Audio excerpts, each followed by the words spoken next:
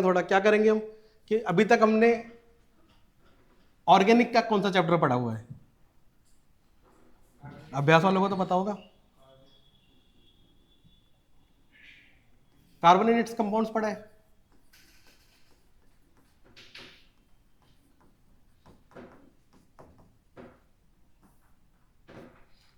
एक चैप्टर हमने अभी तक पढ़ा है, कार्बन एंड इट्स कंपाउंड्स।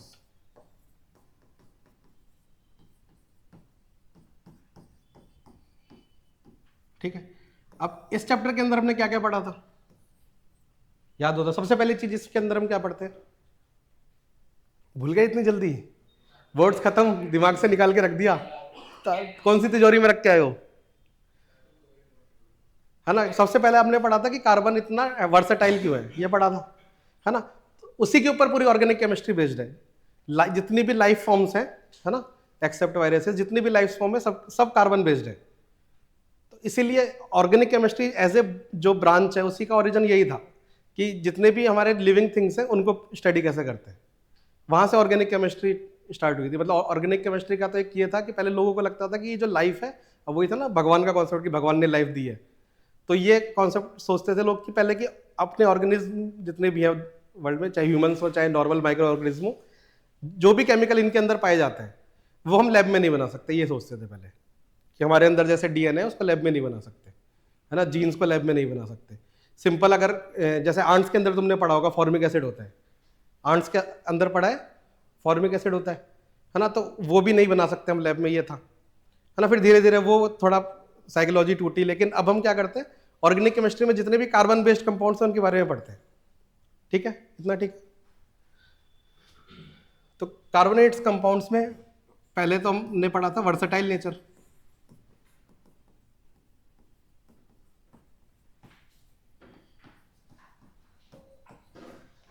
ठीक है, और क्या पढ़ा है का वर्सेटाइल नेचर के बाद क्या पढ़ा है? अरे ब्लैंक कैसे हो? अरे तो वर्सेटाइल नेचर हो गया, उसके अलावा और कौन से टॉपिक्स पढ़े? एक हमने पढ़ा है, फिर नोमेनक्लेचर किया था, है ना, कि नाम रखना सीखा था, है ना, नोमेनक्लेचर किया।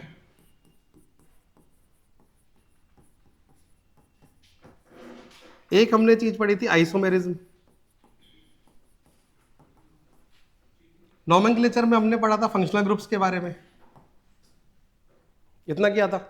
और फिर एंड में हमने क्या किया था, दो कंपाउंड थे हमारे पास, इथेनॉल और इथेनोइक एसिड, उनके बारे में यूजेस क्या है, प्रॉपर्टीज क्या है, ये सब किया था। तो उसके बाद हमने पढ़ा था इसके अलावा इथेनॉल एंड इथेनोइक एसिड के बारे में। ठीक है, ये इतना हमारा ऑर्गेनिक केमिस्ट्री हमने पढ़ा था। ठीक है, हमें क्या करना है,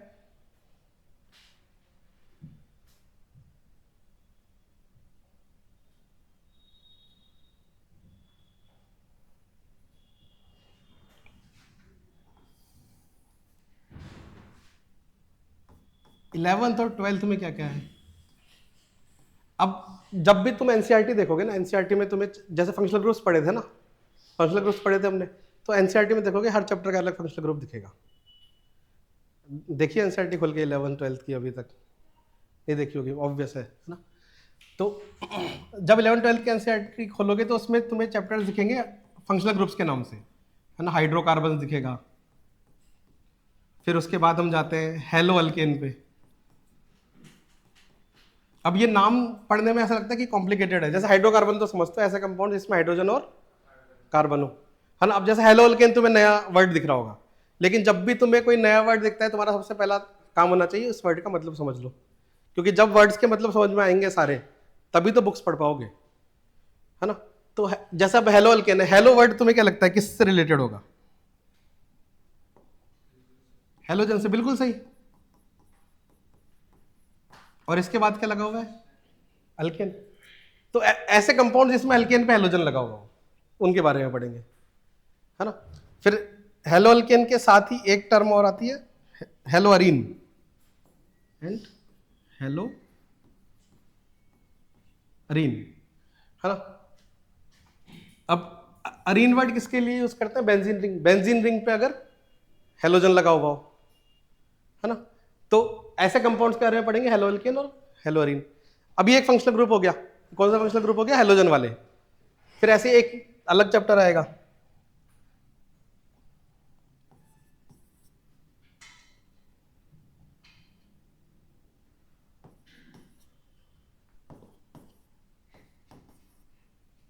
हेलोल्केन हेलोरिन के बारे में बाद में हम पढ़ेंगे, alcohol, phenol and ether. Alcohol, phenol and ether. Alcohol समझती हो, ऐसे ग्रुप जिसपे OH लगा हुआ हो। फिर फिनॉल समझते हो, सुना है कभी? फिनॉल का मतलब क्या है? जैसे यहाँ पे बेंजीन रिंग पे हेलोजन लगा हुआ था, वैसे यहाँ पे बेंजीन रिंग पे OH लगा हुआ है, वो फिनॉल हो गया, है ना। तो पहला काम क्या है, ये इन टर्म्स को पता होना चाहिए, स्टार्टिंग से यही करेंगे, है ना। जब भी कोई नया चैप्टर पढ़ेंगे, पहला काम हमारा यही होगा कि इस चैप्टर की टर्म्स को समझा जाए। उसके बाद में क्वेश्चन समझ में आएंगे ना। क्वेश्चन कब समझ में आएगा? जब क्वेश्चन की सबकी टर्म्स पता होगी। ईथर, ये तुम्हारे लिए नया फंक्शनल ग्रुप है। ईथर क्या होता है? ऑक्सीजन 2 बॉन्ड्स बना सकता है, तो इस तरफ से भी अल्कोहल की चेन से इस तरफ ऑक्सीजन, इस तरफ से भी अल्केन की चेन से बना ले, और इस तरफ भी कोई कार्बन की चेन लग जाए, ऑक्सीजन के दोनों तरफ कार्बन की चेन लग जाए, उसको बोलते हैं ईथर। ठीक है, फिर इसके बारे में पढ़ेंगे, ऐसे अलग अलग फंक्शनल ग्रुप्स के बारे में, है ना। इसके बाद कार्बोक्सिलिक एसिड्स के बारे में है, carboxylic acid and it's derivatives, है ना। इसके बाद फिर नाइट्रोजन के कंपाउंड्स, नाइट्रोजन कंटेनिंग कंपाउंड्स, ऐसे कंपाउंड्स जिनके अंदर नाइट्रोजन है।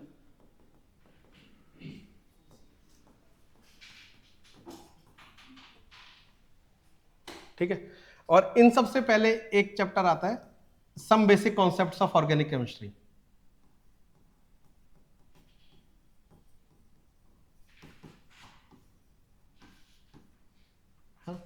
अब some basic concepts of organic chemistry क्या है? इन सब का बस एक बार में बेस तैयार कर लेंगे अपन। बेस उसमें क्या आएगा? सबसे पहले तो नोमेनक्लेचर एकदम सही से, अभी तक हमने क्या किया, बहुत थोड़ा सा नोमेनक्लेचर किया हुआ है। हाँ, नोमेनक्लेचर का ये समझ सकते हो 10 to 15% हमने किया हुआ है, बाकी पूरा अभी करना बाकी है। सबसे पहले जब वही कंपाउंड्स के नाम पता होंगे तभी तो आगे क्वेश्चन आएगा।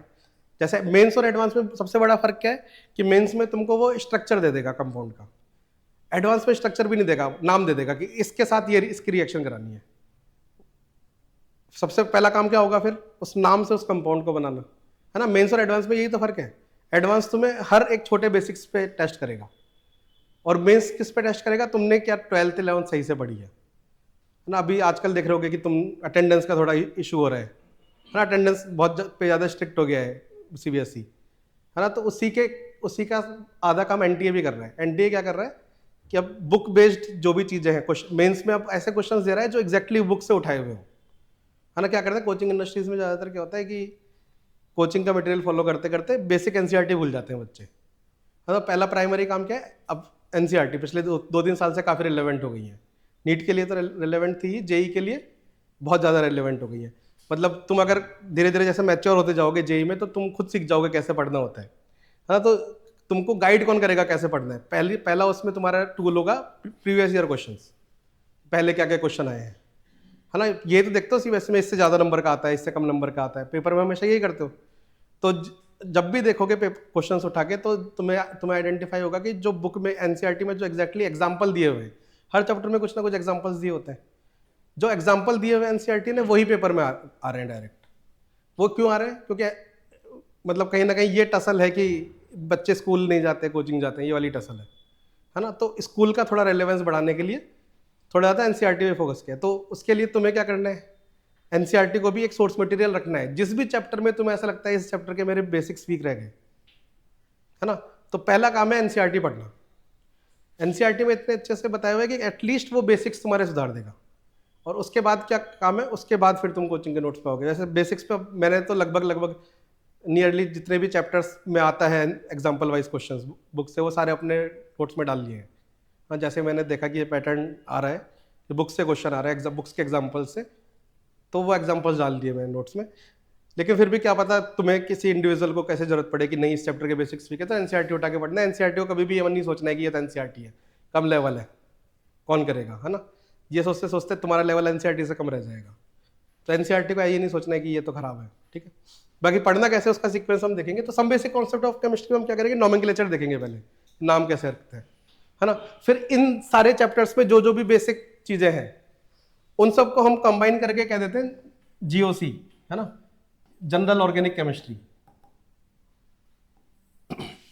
जीओसी 1, जीओसी 2 ऐसे सुनोगे। जीओसी में हम क्या करते हैं कि अब ये जितने भी फंक्शनल ग्रुप्स हैं, अब मैंने क्या कहा था, ऑर्गेनिक केमिस्ट्री स्टार्ट कहाँ से हुई है कि जितने भी लाइफ के अंदर हमारे अंदर जितने भी मॉलिक्यूल्स हैं, हाँ, हमारे अंदर जितने भी कंपाउंड्स हैं, डीएनए वगैरह, बायोमोलिक्यूल्स कहते हैं वैसे तो, विटामिन हो गया, पॉली, जितने भी हैं, है ना, विटामिन, फैट्स, कार्बोहाइड्रेट्स, ये सब क्या है, ऑर्गेनिक कंपाउंड्स हैं।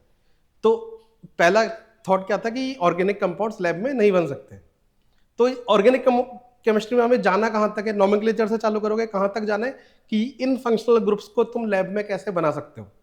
कि मैं तुम्हें अल्कोहल दे दूं, तुम अल्कोहल से हेलोअल्केन कैसे बनाओगे, तुम्हें हेलोअल्केन मिल जाए, हेलोअल्केन से कार्बोक्सिलिक एसिड कैसे बनाओगे, नाइट्रोजन का कंपाउंड मिल गया, नाइट्रोजन के कंपाउंड से हाइड्रोकार्बन कैसे बनाओगे, हाइड्रोकार्बन से नाइट्रोजन का कंपाउंड कैसे बनाओगे, है ना। पूरी ऑर्गेनिक केमिस्ट्री में फाइनल यहीं तक पहुंचना है, एक कंपाउंड से दूसरा कंपाउंड कैसे बनाएंगे, है ना। एक तरह जिससे हम रिएक्शन कहते हैं। नॉर्मल अभी तक रिएक्शन क्या, एसिड बेस की रिएक्शन पढ़ी है तुमने, मेटल नॉन मेटल की रिएक्शन पढ़ी है। ऑर्गेनिक में क्या होगा, जैसे तुमने सपोनिफिकेशन, हिस्ट्रीफिकेशन पढ़ा है लास्ट ईयर, है ना। हिस्ट्रीफिकेशन क्या था, ईस्टर कैसे बनाओगे, सपोनिफिकेशन क्या था, सोप कैसे बनाओगे। सिमिलरली यहाँ पे क्या आएगा, एक फंक्शनल ग्रुप से दूसरे फंक्शनल ग्रुप को कैसे बनाओगे, है ना। तो ये उसके सारे बेसिक्स को हम कहते हैं जीओसी 1, है ना। फिर ऐसे ही जब तुम जीओसी 2 में जाते हो, जीओसी 2 में जाओगे तब एक एक करके ये चैप्टर्स आएंगे।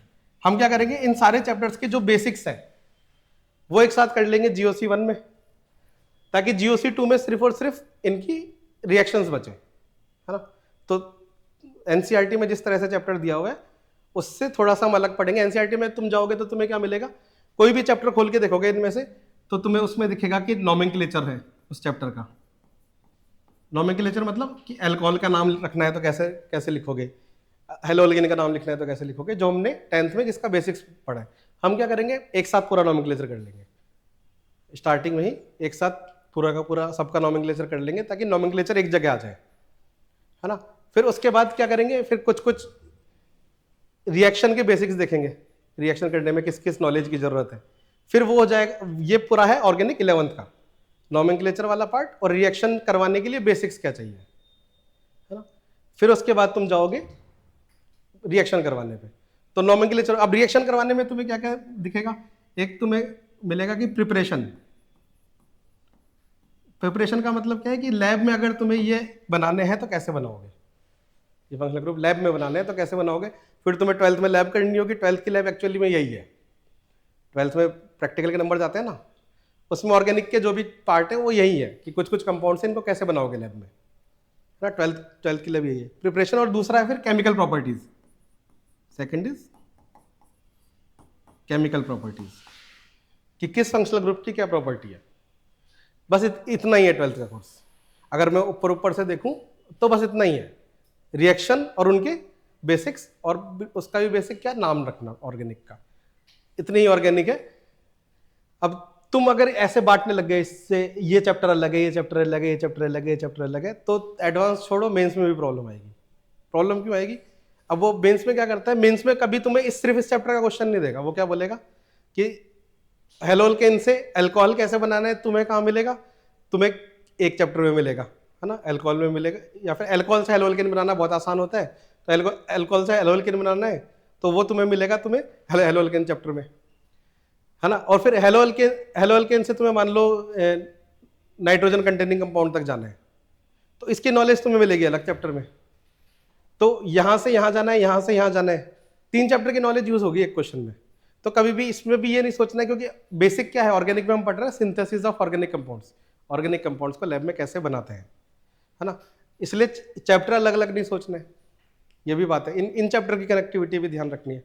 तो हम पढ़ते वक्त भी यही करेंगे, जब भी क्वेश्चंस प्रैक्टिस करेंगे तो इसी तरह से करेंगे, चैप्टर्स को कनेक्ट करते हुए, क्या ना। पहले जैसे मान लो मैं तुम्हें अल्कोहल ये वाला चैप्टर पढ़ा रहा हूँ, तो उसमें क्या करूंगा, पहले इसी चैप्टर से रिलेटेड रिएक्शंस कराऊंगा। फिर जब एक बार उसकी इनफ प्रैक्टिस हो जाएगी तब हम क्या करेंगे, दूसरे चैप्टर से कनेक्ट करके पढ़ेंगे, है ना।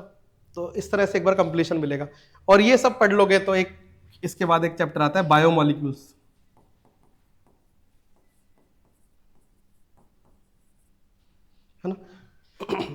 अब जैसे तुम्हें मैंने किसी भी नाम को तोड़ के उसका मतलब समझना सिखाया ना, हेलो अल्केन नया वर्ड था लेकिन तुम्हें हेलो पता था, अल्केन पता था, तो मतलब पता चल गया। ऐसे बायोमोलिक्यूल्स क्या होगा? बायो का मतलब बायोलॉजी, मॉलिक्यूल्स का मतलब बायोलॉजी के मॉलिक्यूल्स। हाँ, तो मेनली कौन से मॉलिक्यूल्स पढ़ते हो बायोलॉजी में? अगर हमारी बॉडी में इसेंशियल फंक्शनिंग के लिए कौन कौन सी चीजें हैं, उन सब के बारे में पढ़ोगे इसमें। ये चैप्टर बायो में भी आता है, ये चैप्टर केमिस्ट्री में भी आता है ना। बायो वाले इसको थोड़ा डीप में पढ़ते हैं, केमिस्ट्री में हम इसको थोड़ा रिएक्शन ओरिएंटेड होके पढ़ते हैं, है ना। तो इसके अंदर तुमने ये जितने भी सुने, कार्बोहाइड्रेट्स, विटामिन, है ना, फैट्स, इनके बारे में पढ़ोगे। ये ऑर्गेनिक केमिस्ट्री है मेंस की, है ना। छोटी है, मतलब कॉन्सेप्ट समझ में आया क्या करने की कोशिश करेंगे ऑर्गेनिक केमिस्ट्री में, है ना। ठीक है, इसे नोट डाउन कर लो चैप्टर्स को।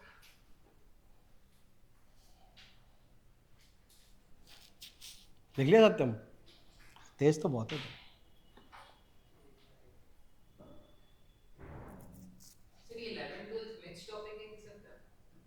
11th में ये और इसके जो मैंने बताया बेसिक्स वाले पार्ट, जिसको हम मिला के कह देते हैं जीओसी 1। तो 11th में दो चीजें पढ़ते हो, some basic concepts of organic chemistry और जीओसी 1, और एंड में हाइड्रोकार्बन्स से एंड करते हैं। मतलब ये एक तरह से ब्रिजिंग टॉपिक है, अगर टाइम बचा तो 11th में पढ़ा दो, नहीं बचा तो 12th की स्टार्टिंग में।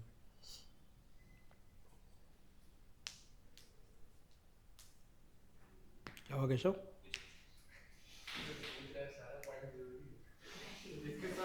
तेरे तो पहले दिन ही मेन से बाहर होने के लक्षण दिख रहे हैं।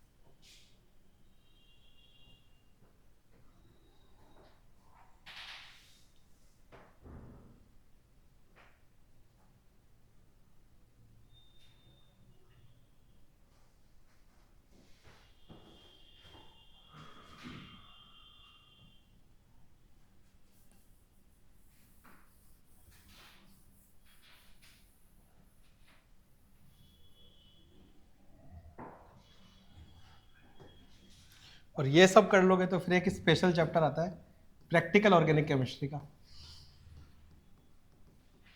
ये पता है एक्चुअली में ये चैप्टर तुम्हारे लैब के सिलेबस का है। ये चैप्टर एनसीईआरटी में नहीं है।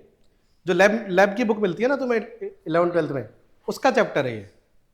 हाँ, तो as a course wise labs are also important. हाँ, तो कभी भी स्कूल में करने का मौका मिले तो ढंग से करना है, उससे याद रह जाती है चीज़ें, है ना। अब लैब में क्या बोलते हैं, प्रैक्टिकल ऑर्गेनिक केमिस्ट्री हमने बोला। अब लैब में करना क्या है कंपाउंड्स के साथ, ये पूरा केमिस्ट्री एज ए होल का एनालिसिस बता रहा हूँ कि जब भी तुम लैब में जाओगे तो दो तरह के काम करोगे। एक है क्वांटिटेटिव एनालिसिस, एक को बोलते हैं क्वालिटेटिव एनालिसिस, है ना। एक को बोलते हैं क्वालिटेटिव एनालिसिस,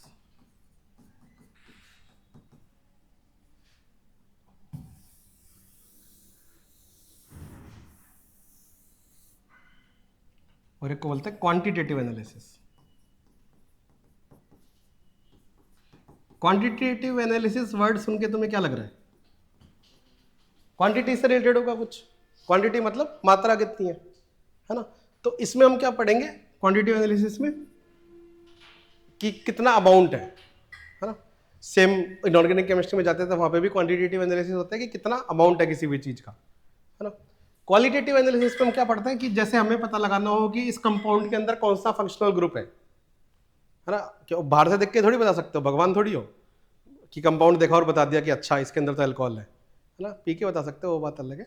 लेकिन है ना, कंपाउंड वगैरह देख के थोड़ी बता सकते हो कौन सा कंपाउंड है, क्या है इसके अंदर, ठीक है।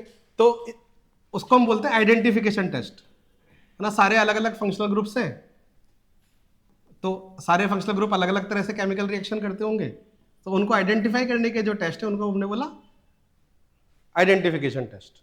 कौन सा फंक्शनल ग्रुप है ये बता दिया, ठीक है। सिमिलरली आइडेंटिफिकेशन टेस्ट के अलावा हम क्या करते हैं, कौन सा फंक्शनल ग्रुप है ये बता दिया, है ना। फिर उसके अलावा और भी छोटे छोटे हैं कि फंक्शनल ग्रुप के अंदर भी एक, जैसे कीटोन और एल्डिहाइड को डिफरेंशिएट कैसे करोगे, है ना। फंक्शनल अगर टेस्ट की आइडेंटिफिकेशन टेस्ट ये तो हो गया फंक्शनल ग्रुप का। डिफरेंशिएटिंग की अगर नॉर्मल कि अल्कीन को अल्केन से सेपरेट डिस्टिंग्विश करने का कौन सा टेस्ट है, छोटे छोटे टेस्ट, है ना, ये करेंगे हम क्वालिटेटिव एनालिसिस में। इसके अलावा एक काम और करते हैं प्यूरिफिकेशन वाला, जो बचपन में पढ़े होंगे, बचपन में मेथड्स पढ़े ना, क्रोमेटोग्राफी हो गया, क्रोमेटोग्राफी पता नहीं पढ़ा होगा, नहीं पढ़ा होगा, डिस्टिलेशन, फ्रैक्शनल डिस्टिलेशन, है ना, वो सब मेथड्स वो प्यूरिफिकेशन में, है ना। इसको हम पढ़ेंगे, कितना टाइम पढ़ेंगे इसको, हम पढ़ेंगे आधा घंटा, इतना ही है, छोटा सा है, ठीक है। और क्वालिटेटिव एनालिसिस में हम पढ़ेंगे कि क्वांटिटेटिव एनालिसिस में कि मान लो सल्फर है किसी कंपाउंड में तो कितना अमाउंट है, नाइट्रोजन है किसी कंपाउंड में कितना अमाउंट है, हेलोजन है, हेलोजन को रिप्रेजेंट करते हैं एक्स से, है ना, एक्स रिप्रेजेंट्स हेलोजन। यहाँ ये मैथ नहीं है ना, यहाँ पे एक्स होगा हेलोजन, कि हेलोजन है तो कितना है, ठीक है, ये पढ़ेंगे।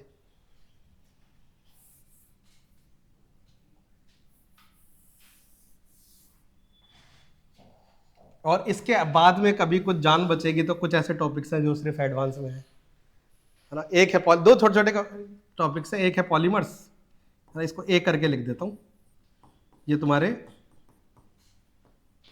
एडवांस में है। पॉलीमर्स, पॉलीमर्स समझते हो,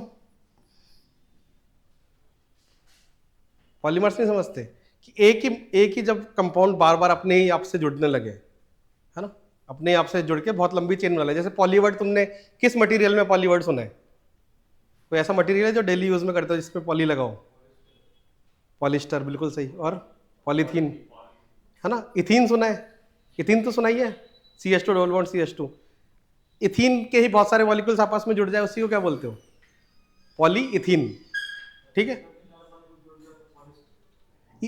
हाँ, वो अलग कंपाउंड है थोड़ा सा,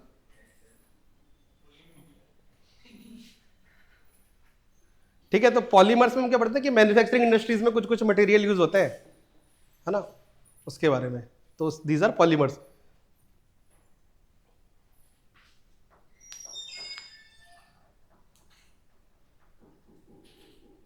ठीक है। इसके अलावा एक जैसे ये एप्लीकेशन पार्ट का आया कि अब ये क्या हुआ, स्टार्टिंग में हमने सारे फंक्शनल ग्रुप्स पढ़ लिए, फिर कहाँ एक पढ़ा कि लिविंग थिंग्स में कहाँ अप्लाई कर रहे हो बायोमोलिक्यूल्स, फिर पढ़ा इंडस्ट्रीज में कहाँ अप्लाई कर रहे हो पॉलीमर्स, है ना। ऐसे सिमिलरली डेली लाइफ में भी कहीं ना कहीं ये कंपाउंड्स यूज हो रहे होते हैं। उसके लिए एक छोटा सा चैप्टर है chemistry in everyday life, chemistry in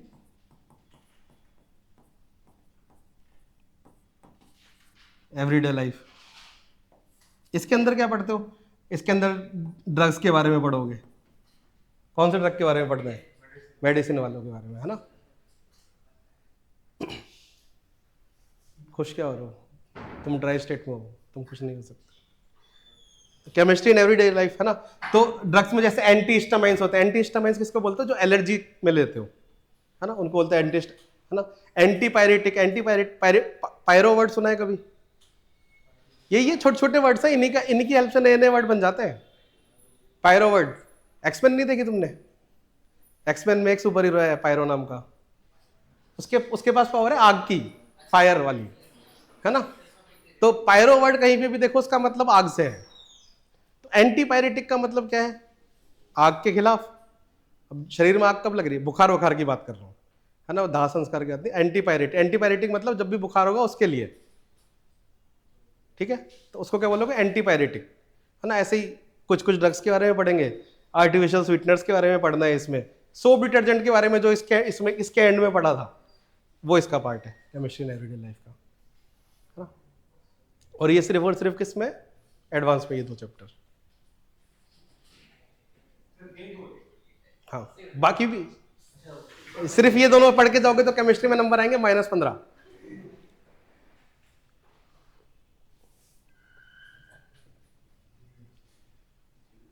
ठीक है, डन, लिख लिया तुमने, है ना। अब एक चीज और कि जल्दी जल्दी लिखने पे ध्यान देना है, क्योंकि बहुत सारी कॉपियां भरनी है।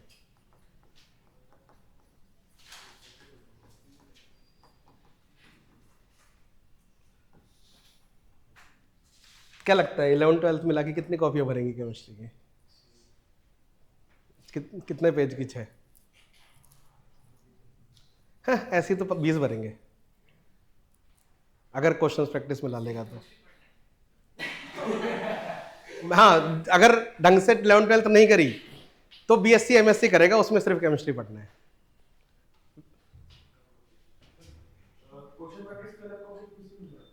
क्वेश्चन रफ कॉपी में करोगे सारे सॉल्व्स, बहुत क्वेश्चन करने हैं, ऐसा 10 क्वेश्चन से नहीं होगा।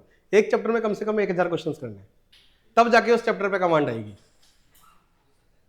अरे तो 2 साल में करना है। अभी जैसे ये, अभी रुक जाओ, फिजिकल का कोर्स दिखाता हूँ। क्या डर हो गया? डरना थोड़ी है। चैप्टर 7 करोड़, 7-8 इसके हैं, 10 फिजिकल के मान लो, इनऑर्गेनिक के कम है, इनऑर्गेनिक के कम है। 20,000 बहुत कम है। अगर मतलब 20,000 क्वेश्चन कर लिया तो तुम समझ रहे हो कि तुम्हारा हर चैप्टर सही से क्लियर्ड है। हाँ, मैथ में 40,000 करने पड़ेंगे, मैथ में सिर्फ क्वेश्चन ही करना है, ज़्यादा थोड़ी है। 2 साल है, तुम्हें कौन से एक दिन में करने के लिए कह रहे हैं, है ना। अब 10th और 12th में, 10th और क्या बोलते हैं जेई नीट में, इसमें सबसे बड़ा डिफरेंस यही है। 10th में थोड़ा राइटिंग जमाने पे ध्यान देते थे, सत्यम को छोड़ के, है ना। 10th में थोड़ा राइटिंग जमाने पे ध्यान देते थे कि राइटिंग जमानी है। अब राइटिंग वाइटिंग भूल जाओ, क्वेश्चन जल्दी करने पे ध्यान देना है। हाँ हाँ, ये भी।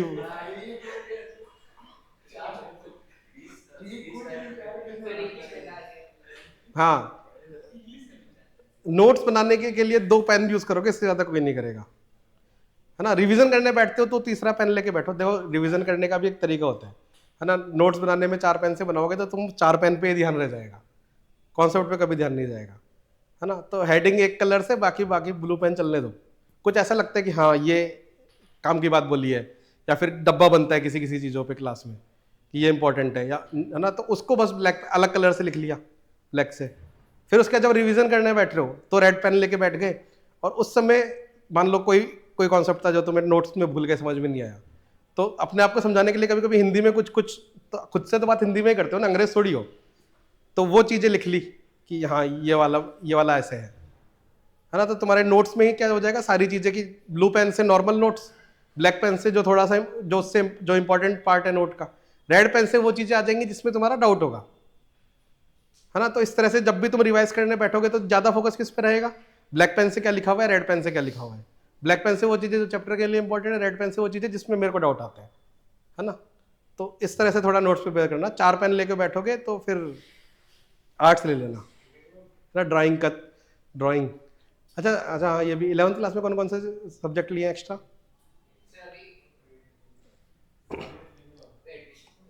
जब भी एडमिशन लो तो ये मूर्खता कोई नहीं करेगा कि sir physics chemistry bio maths लिया है, तो सर उसी से बच बच के तो 11th में है ना। पिछले साल था एक बच्चा जिसने बायो ले लिया था, पीसीएमबी, तो वो वाली बेवकूफ़ी नहीं करनी, क्योंकि चारों एक साथ नहीं संभल पाओगे। अगर किसी एक कॉम्पिटिटिव एग्जाम की प्रिपरेशन कर रहे हो, कॉम्पिटिटिव एग्जाम की प्रिपरेशन नहीं कर रहे तब चारों संभल जाते हैं। अगर पेंटिंग का ऑप्शन है तो पेंटिंग ले लो, है ना। सबसे ज़्यादा फायदा क्या है, 70 नंबर तो अपने हाथ में है, 30 नंबर का पेपर होता है। और बिहार में तो 70 नंबर कैसे मिलेंगे तुम जानते ही हो, है ना। रिकॉर्डिंग चल रही है, नहीं तो मैं तुम्हें अभी से बताया था क्या क्या करना है पेंटिंग में, क्लास के बाहर, है ना। अच्छा, फिजिकल केमिस्ट्री में पहला चैप्टर है सम बेसिक कॉन्सेप्ट्स, है ना। जैसे जिन्होंने 9th मेरे साथ किया था उनको थोड़ा थोड़ा मोल कॉन्सेप्ट आता होगा, है ना। तो सबसे पहले स्टार्टिंग इसके साथ करेंगे मोल कॉन्सेप्ट से। है ना। हाँ ये होगा, जो भी नए बच्चे हैं तुमको पहले ही एक डिस्क्लेमर दे देता हूँ, इनको थोड़ा थोड़ा तुमसे ज़्यादा आता होगा, नॉमेनक्लेचर में भी इनको तुमसे थोड़ा ज़्यादा आता होगा, है ना। तो ऐसे ही सोचना है कि मैं बुद्धू हूँ क्या, इनको मेरे को क्यों नहीं आता। इनको इसलिए आता है क्योंकि ये मेरे से पढ़े हुए हैं, ठीक है ना। तो इनको थोड़ा सा नॉमेनक्लेचर में ज़्यादा आता होगा, इनको मूल कॉन्सेप्ट में हो सकता है अगर याद हो पहले का तो थोड़ा सा ज़्यादा आता हो, भूल गया होगा मूल कॉन्सेप्ट, बस पता था मुझे, है ना। अब इस बार तूने ढिलाई बरती, तू चीज़ें भूलेगा नहीं, तू लिख लिख के दीवार पे लगाएगा 11th में, है ना। तू बहुत बहुत, अरे ये इसको 10th की चीज़ें याद है, 7th की भूल गया है। पेपर पे कैसे कैसे डाउट आते थे, है ना। तो जो भी चीजें भूले तो लिख दिया कर दीवार पे। 11th 12th बोले पापा को बोल देना, पापा पागल हो गया हूँ, दीवारें भर दूंगा मैं, मेरी दीवारों पे कोई पेंट नहीं कराएगा। बस तो इसीलिए तो हुआ है ताकि भर सके 11th में, है ना।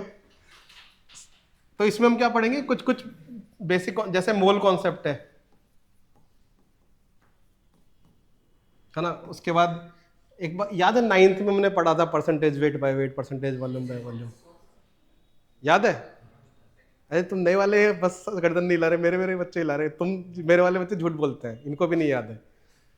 क्या याद है बताओ, है। हाँ बस इतना ही, इसे इन पे ये बस ये वो गर्दन हिलाते हैं ये। हाँ हाँ, थोड़ा थोड़ा याद है ना, वही। तो उसको एक्चुअली में बोलते हैं कंसंट्रेशन टर्म्स, उसको बोलते हैं हम कंसंट्रेशन टर्म्स। कंसंट्रेशन नापने की अलग अलग टर्म्स है, कंसंट्रेशन टर्म्स, ठीक है। तो इसमें सम बेसिक कॉन्सेप्ट्स में एक दो चीजें और है, यूडियोमेट्री वगैरह, वो भी पढ़ेंगे।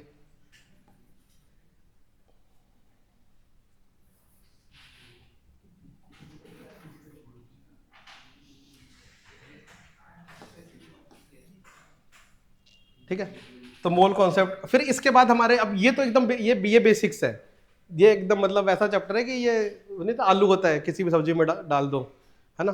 तो ये भी ऐसा है कि बहुत छोटा सा कॉन्सेप्ट है, और लेकिन जगह जगह हर चैप्टर में थोड़ा थोड़ा यूज होगा, है ना। इसके बिना और कोई चैप्टर नहीं हो पाएगा।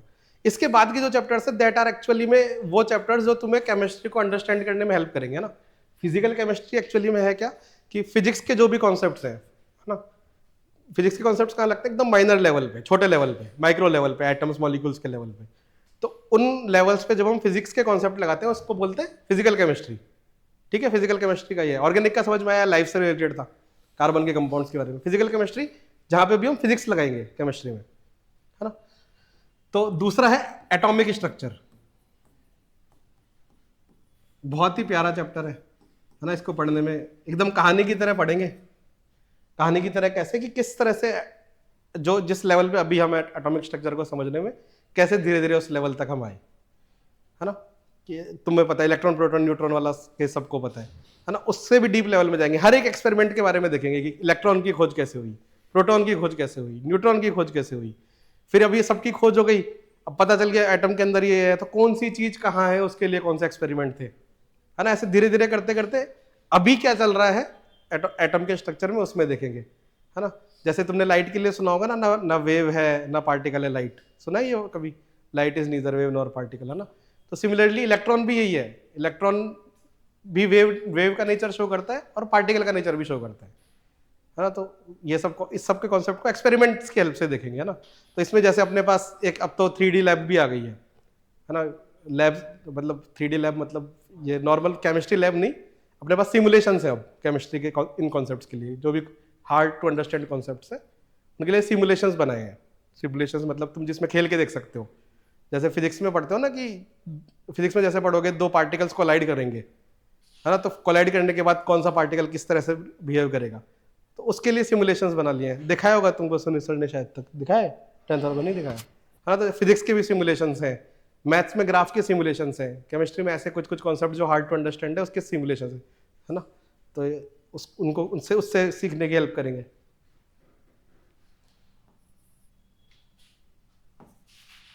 एटॉमिक स्ट्रक्चर, अब हमने एटॉमिक स्ट्रक्चर में सीख लिया कि एटम अंदर से कैसा है, फिर एटम अंदर से कैसा है ये देख लिया, तो फिर हम क्या करेंगे, केमिकल बॉन्डिंग करेंगे, है ना।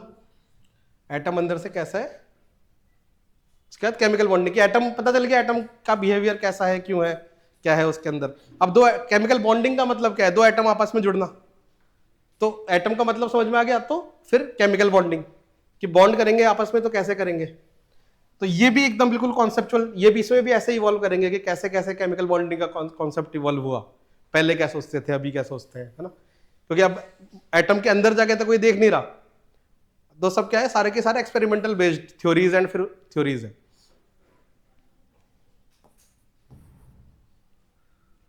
ठीक है, एटॉमिक स्ट्रक्चर, केमिकल बॉन्डिंग। फिर अब केमिकल बॉन्डिंग के बाद अब एक है जैसे चैप्टर रिडॉक्स रिएक्शन। रिडॉक्स तो पढ़ा ही है, रिडॉक्स समझते हो, एक टाइप ऑफ केमिकल इक्वेशन पढ़ा था रिडॉक्स ना, तो एक पूरा चैप्टर है इसके ऊपर।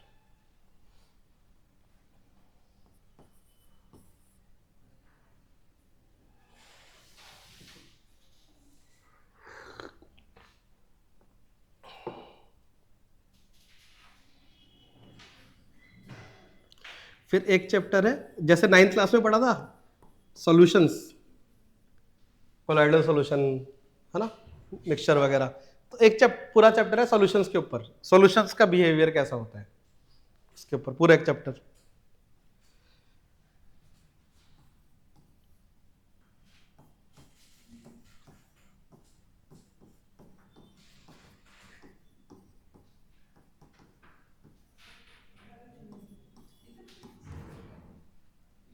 हाँ बिल्कुल सही, फिजिक्स में भी है।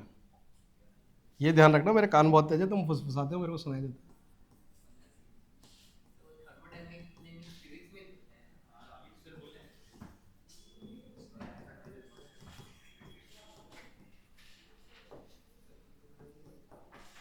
दोनों में ऐसा नहीं है कि चैप्टर अलग है, सेम कॉन्सेप्ट है। एक फॉर्मूला अलग अलग है, तुम्हें तुझे किसने बताया?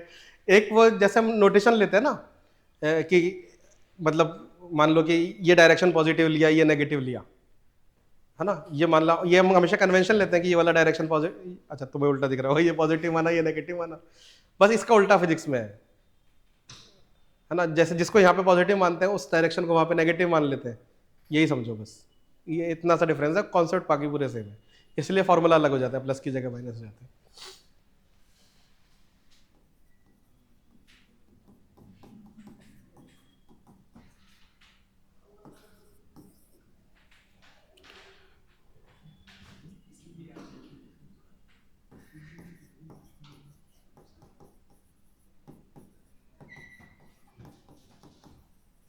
है ना। अब ये तीनों जो चैप्टर है, ये तीनों एक तरह से ये समझो कि अब वहां पे हमने सीख लिया कि अंदर से एटम कैसा है, बॉन्डिंग क्यों करता है। अब जो भी रिएक्शंस होते हैं, है ना, जितने भी रिएक्शंस होते हैं, ये तीनों चैप्टर उसको समराइज करते हैं। जैसे सबसे पहले देखते हैं थर्मोडायनेमिक्स। थर्मोडायनेमिक्स में तुम क्या पढ़ोगे, जैसे थर्मोडायनेमिक्स का अगर वही वर्ड को तोड़ के देखोगे, थर्मो का मतलब किससे होता है, हीट से, है ना, थर्मल एनर्जी, थर्मोडायनेमिक्स, है ना, क्या थर्मल डिसोसिएशन अपन, है ना। तो अब थर्मोडायनेमिक्स, डायनेमिक्स का मतलब किससे होता है, डायनेमिक्स का मतलब होता है कि चेंज, एक चेंज कह लो अभी, है ना, अभी के लिए, है ना, चेंज। अब थर्मोडायनेमिक्स का मतलब कि अब हीट एक जगह से दूसरी जगह ट्रांसफर हो रही है, तो क्यों हो रही है ना, है ना। तुमने जैसे एक छोटा सा क्वेश्चन तुम्हारे दिमाग में छोड़ता हूँ, घर पे नेट वेट पे सर्च कर, आज का होमवर्क यही है, नेट पे सर्च करके आना। तुम जनरली सोचते हो हीट ट्रांसफर कब से कब तक होता है, जब तक टेम्परेचर बराबर ना आ जाए, ये पढ़ा है सबने हीट ट्रांसफर में। हीट ट्रांसफर कब से कब तक होता है, जब तक जैसे दो बॉडी है, दोनों को कनेक्ट करोगे तो दोनों एंड में कहाँ रुकेगी, जहाँ पे दोनों का टेम्परेचर बराबर आ जाए, है ना। तो हम पानी जमीन पे छोड़ते हैं तो रूम टेम्परेचर पे आके क्यों नहीं रुकता, इवेपोरेट क्यों हो जाता है, सोचा है? डाउट है, जेन्युइन डाउट है ना। आंसर नहीं, आंसर पता होता तो मैं ये बोलता गूगल करके आना, जाओ चैट जीपीटी करो, है ना। तो आधे तो होमवर्क भी चैट जीपीटी से ही हुआ है तुम्हारे 10th में, करो ऐसी चीजें पूछो, चैट जीपीटी से ऐसी चीजें पूछो, वो परेशान हो जाएगी किसके पल्ले पड़ गया।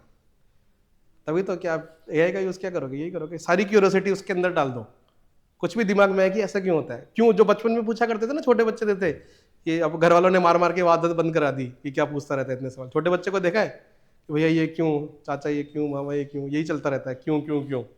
धीरे धीरे ये आदत बंद हो जाती है। अब साइंस ले लिया है तो ये आदत वापस स्टार्ट करनी है, क्यों वाली, है ना, कि ऐसा क्यों हुआ, ऐसा क्यों नहीं हुआ। किसका, अपना वाला? हाँ हाँ, 29 मार्च को सब लॉन्च होने वाला है एक साथ।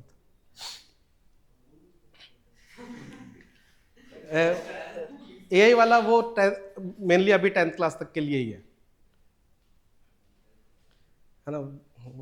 उसमें अब तुम जैसे बच्चों के लिए डांटने वाला भी कॉन्सेप्ट डालना पड़ेगा कि जो सही से ना पढ़े उसको डांट दो।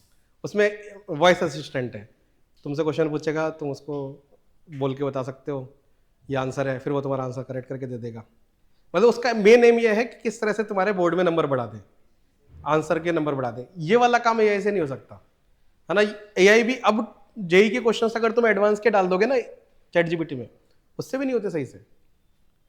एडवांस इसीलिए तो है एडवांस, हमेशा नया क्वेश्चन बनता है, 4-5 कॉन्सेप्ट एक साथ लगते हैं। हाँ, तो अभी जैसे आप धीरे धीरे जीएआई बोलते हैं, जनरल आर्टिफिशियल इंटेलिजेंस बोलते हैं, वो डेवलप कर रहा है गूगल, वो धीरे धीरे ये काम करने लगेगा।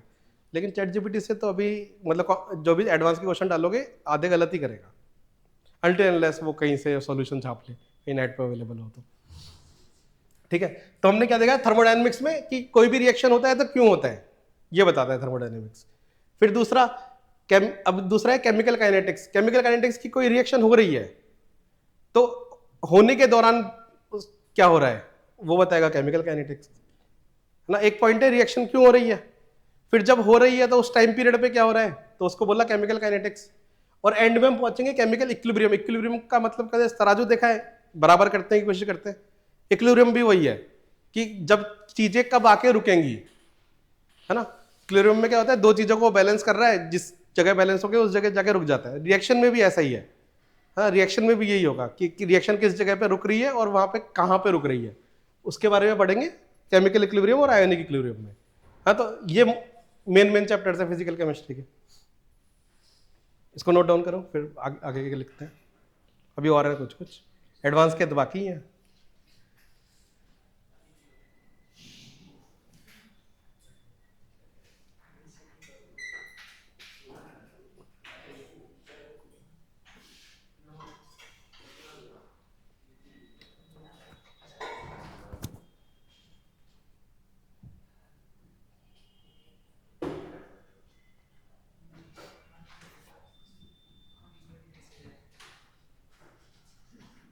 लिख लिया क्या इसके अंदर, यहां तक ये 11th तक है। एक थर्मोडायनेमिक्स 11th का है और केमिकल इक्विलिब्रियम 11th का है। केमिकल काइनेटिक्स, सॉल्यूशंस, ये सब रिडॉक्स, ये सब 12th के। सॉल्यूशंस 12th का पहला चैप्टर है और मेजरली 12th के अंदर सिर्फ और सिर्फ ऑर्गेनिक ही है। 60% of the 12th is organic. जो एंड में हेलोल्किंस के सारे चैप्टर थे, सारे के सारे 12th में।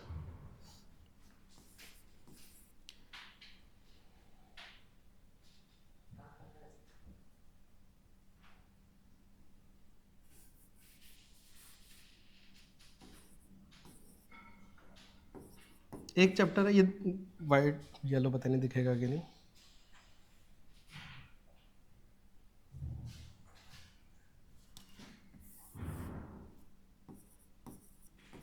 एक चैप्टर है इलेक्ट्रोकेमिस्ट्री,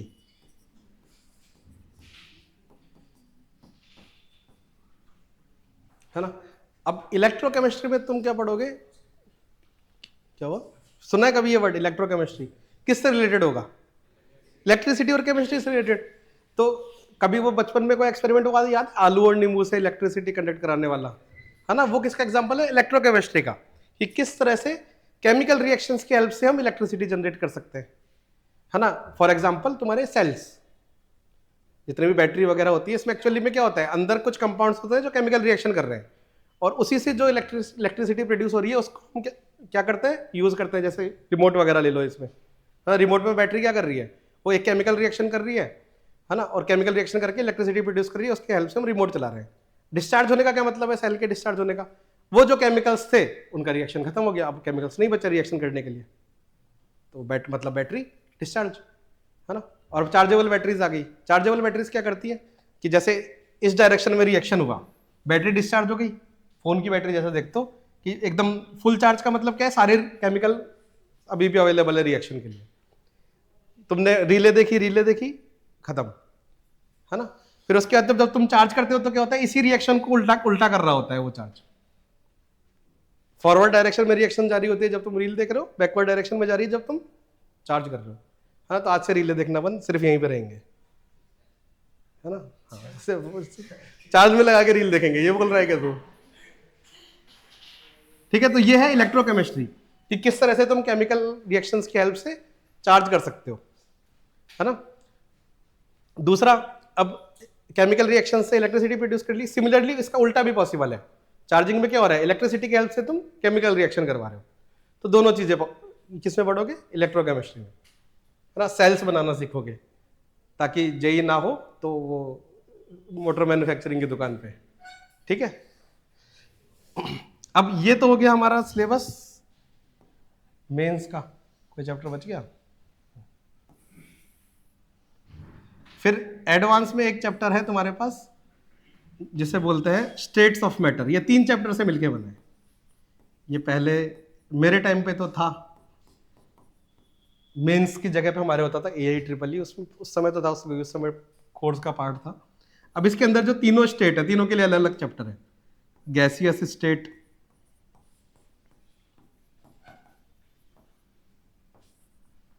फिर उसके बाद लिक्विड स्टेट।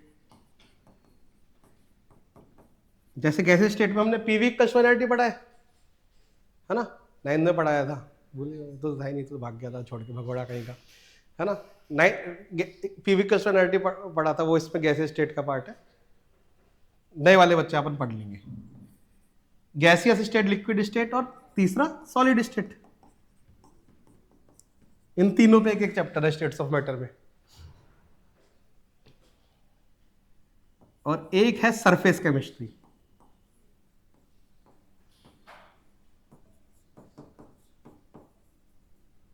है ना। एक है सरफेस केमिस्ट्री क्या है कि हम हमने सारे स्टेट पढ़ लिए, गैसियस, लिक्विड, सॉलिड। पर जैसे अब इस रूम की वॉल्स ले लो, है ना। रूम की वॉल्स क्या है, इंटरकनेक्टिंग पॉइंट है सॉलिड और गैस के बीच में, है ना। वॉल्स आर सॉलिड और जो एयर है वो गैसियस है।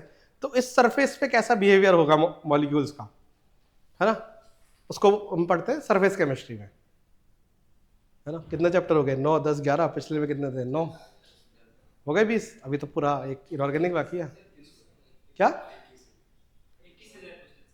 हाँ, तो पर एक एक चैप्टर में कुछ ना कुछ है ना मस्त मजा सा आने वाला कि जब भी तुम क्यूरियोसिटी से पढ़ोगे ना, तुम लोड लेके पढ़ोगे कि इतने सारे चैप्टर्स हैं, तो फिर ये मोटर की दुकान पे, है ना, मोटर सुधारना बैठ के, है ना।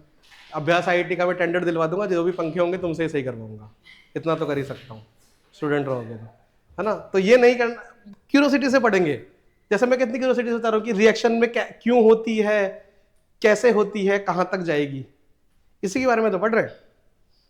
तो अगर जब तक अंदर की जो बचपन में क्यूरियोसिटी तुम्हारी दुनिया ने मार दी है, एजुकेशन सिस्टम ने, है ना, टीचर्स भी यही करते हैं।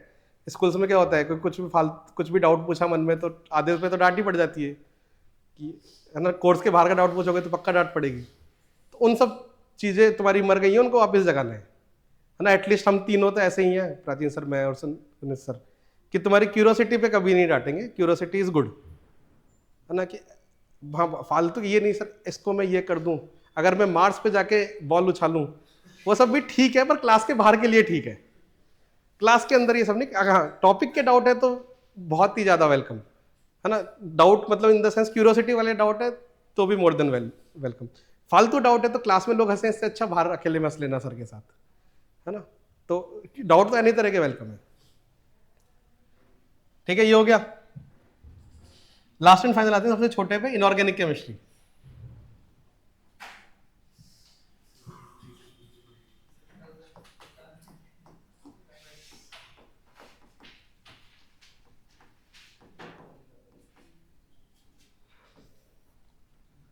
है ना। अब हमने फिजिक्स के कॉन्सेप्ट अप्लाई कर लिए, लिविंग थिंग्स के अंदर के कंपाउंड्स देख लिए, क्या बच गया, नॉन लिविंग थिंग्स। कार्बन के अलावा जो भी कंपाउंड्स बच गए वो उसको किसमें पढ़ेंगे, इनऑर्गेनिक केमिस्ट्री में, है ना। तो हमने याद है फिजिकल में एटॉमिक स्ट्रक्चर लिखा था चैप्टर, है ना। तो उसमें हम पढ़ लेते हैं एटॉम अंदर से कैसा है।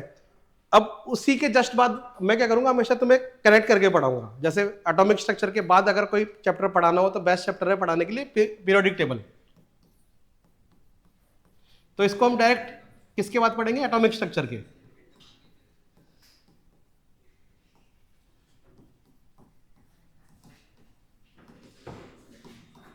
किसी ने देखी है पीरियोडिक टेबल,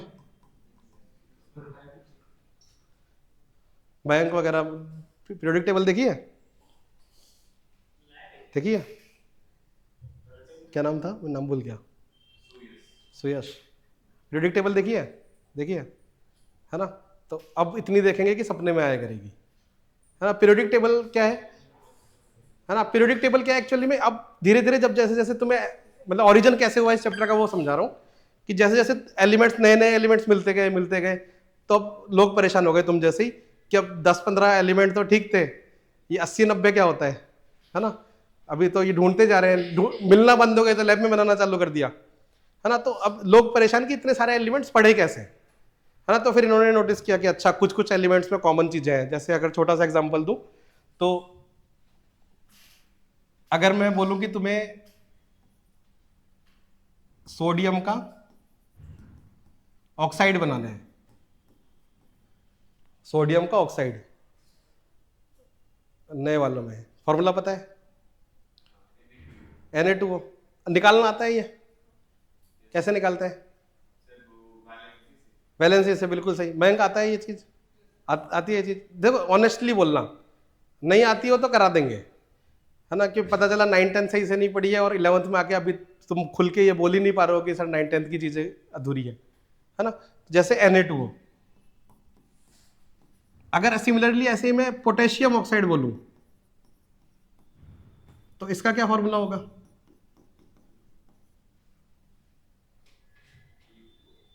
K2O, बिल्कुल सही, है ना। तो जैसे अब ये सिमिलरिटी दिखी कि इन दोनों के ऑक्साइड सेम फॉर्म के बन रहे हैं, मेटल के 2 एटम और ऑक्सीजन, सिमिलरिटी दिखी। तो इसी तरह से पीरियोडिक टेबल वाला चैप्टर का ओरिजिन क्या है, साइंटिस्ट ने ढूंढने की कोशिश करी कि इन एलिमेंट्स में क्या कॉमन चीजें हैं, है ना।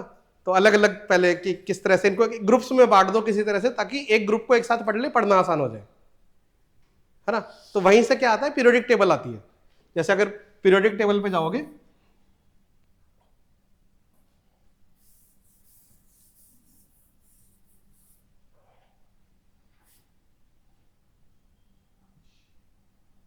किसको याद है? सत्यम को याद होगी पीरियोडिक टेबल। हाँ गाना गाओ चलो। हाँ क्या थी पीरियोडिक टेबल? हाँ वही वाला पूछ रहा हूँ, वो वाला भूल जाओ, 1 to 20 वाले ट्रिक बनाए हुए तो भूल जाओ, है ना। जैसे अपन ने क्या बनाई थी 1 to 20, हाई लिबे बिकनॉफ नीना मांगी अलसी प्ले स्टेशन कलर के का, है ना। ये 20 एलिमेंट्स थे, है ना। अब वो वाला 1 to 20 वाला सीक्वेंस भूलना है। अब जब भी हम एलिमेंट्स पढ़ेंगे तो पीरियोडिक टेबल के हिसाब से पढ़ेंगे। उसका रीजन भी अभी बताया तो, जैसे सत्यम ने बोला हलीना की रब से फरियाद, ये क्या कहना चाह रहे हैं, ये पीरियोडिक टेबल का पहला ग्रुप है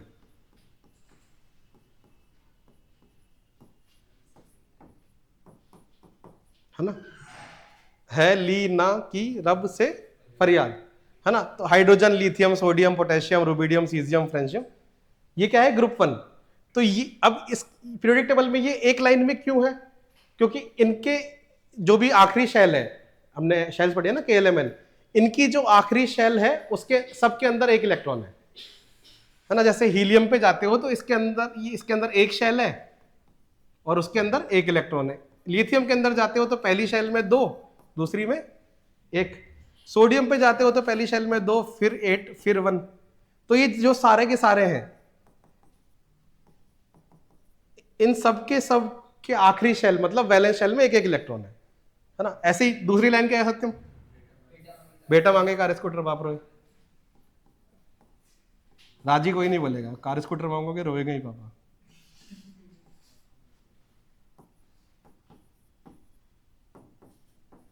ठीक है, बेरिलियम, मैग्नीशियम, कैल्शियम। अब इन सब के साथ क्या है, इन सब के आखिरी शेल में 2 इलेक्ट्रॉन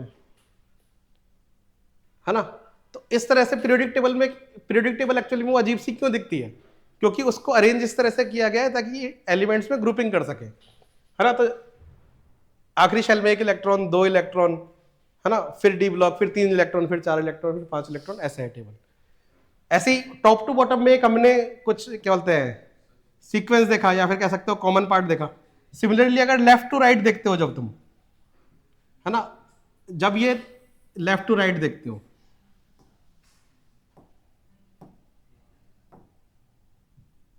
ठीक है, ये पूरा हो गया, ये पूरी रो, ये पूरी रो, इन सब में कॉमन क्या है कि इन ये पहले में क्या है, हाइड्रोजन दिखेगा और तुम्हें यहां पे हीलियम दिखेगा, ये पहली रो में है। इसका मतलब क्या है कि इनका आखिरी इलेक्ट्रॉन पहली शेल में है। दूसरी रो, सारे के सारे एलिमेंट्स का आखिरी इलेक्ट्रॉन दूसरी रो में है, दूसरी शेल में है, मतलब वैलेंस शेल n=2। तीसरी रो वैलेंस शेल n=3। चौथी रो वैलेंस शेल n=4। तो ये पैटर्न है एक, है ना। अब वो उसका आंसर Na2O और K2O, Na और K ऊपर नीचे है, दोनों की वैलेंसी 1 है। क्यों वैलेंसी 1 क्यों है? क्योंकि आखिरी शेल में 1 इलेक्ट्रॉन था, तो एक देके स्टेबल हो गया, तो Na इसलिए क्या बना K2O और Na2O, है ना। ऐसे ही तुम कैल्शियम मैग्नीशियम ले लोगे तो कैल्शियम का ऑक्साइड CaO बनेगा और मैग्नीशियम का ऑक्साइड MgO बनेगा, क्योंकि दोनों की वैलेंसी 2 है। दोनों की वैलेंसी 2 क्यों है? क्योंकि वैलेंस शेल में 2 इलेक्ट्रॉन्स हैं। तो इस तरह से केमिस्ट्री टफ नहीं है, तुम्हें बस बेसिक्स आने चाहिए, कॉन्सेप्ट्स आने चाहिए। कॉन्सेप्ट्स अगर आ गए तो तुम्हें रटना नहीं पड़ेगा, है ना। जैसे बहुत मतलब मैं सुनता हूं कि ये चैप्टर रटने वाला है, पीरियोडिक प्रॉपर्टीज, ये अकेला चैप्टर मुझे दिखता है जिसमें कुछ रटने का नहीं है। अगर तुम्हें बेसिक कॉन्सेप्ट्स पता है तो ये चैप्टर ऐसा है जिसमें एक भी फॉर्मूला नहीं है, सब कॉन्सेप्ट है पीरियोडिक प्रॉपर्टीज, है ना। तो अगर क्यूरियोसिटी से करोगे चीजें, अगर तुम्हारे जैसे वो कभी पजल सॉल्व करते हो तो जब सॉल्व होती है तो खुशी मिलती है ना, उस टाइप की चीजें हैं केमिस्ट्री में, कि अगर तुमको मजा आएगा करने में, सीखने में मजा आता है, क्यूरियोसिटी है अंदर, तो बहुत मजा आएगा। अगर तुम ये हो गए कि रटना पड़ रहा है, तो इस रटना कब पड़ेगा? जब तुमको कॉन्सेप्ट नहीं आते, है ना। तो कॉन्सेप्ट सीखना प्राइमरी है, ठीक है। अब ये जैसे चैप्टर है,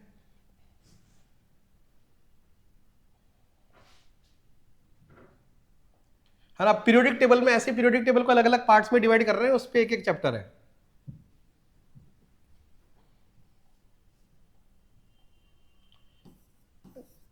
जैसे पीरियोडिक टेबल का जो कुछ इस तरह की दिखती है तुम्हें पीरियोडिक टेबल,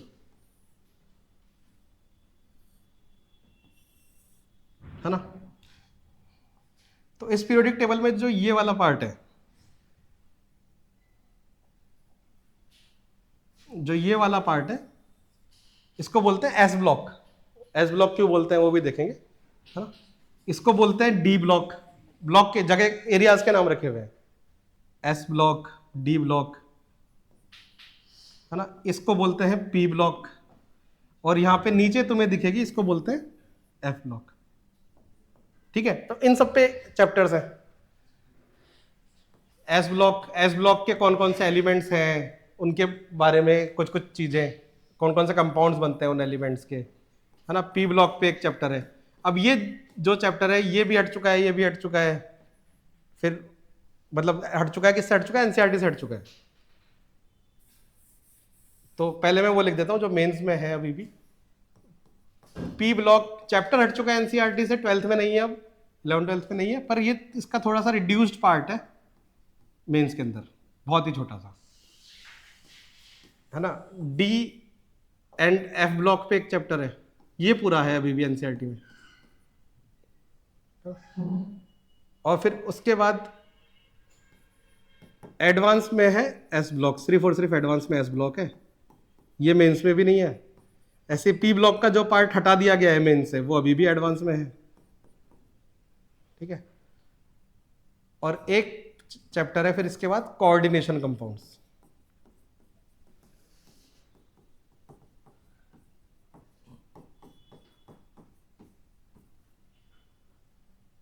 ठीक है।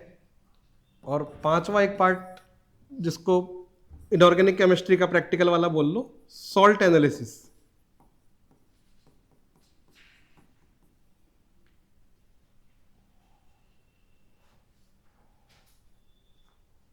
ठीक है। अब सॉल्ट एनालिसिस में क्या करोगे?